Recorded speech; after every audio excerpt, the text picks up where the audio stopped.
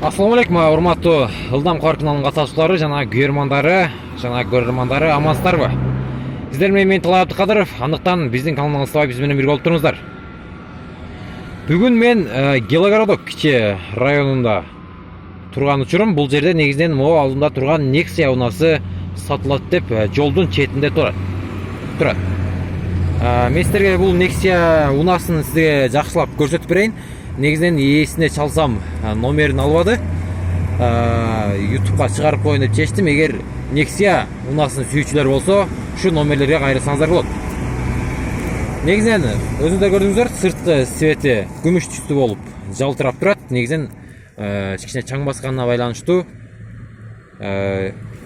өтө сул эмес көрүнүп турганда байкасаңыздар болот. Сатылат дейт, номерлери 75 менен 490707, объем 1.5 экен. Жылын билбедим, өзүңүздөр чалып сурасаңыздар болот. Ички салонда негизинен жакшы экен. Сиденяларды мен да өзүм бир аз байкадым. Баары эле жакшы экен. Дөңгөлөктөрү дагы родной, өзүнүн дөңгөлөктөрү.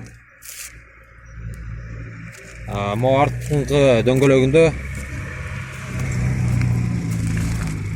мындай каучуктан эме кадалган, диска сыяктуу болуп коздол. Арты дагы өтө сонун. Номерлери да жок экен.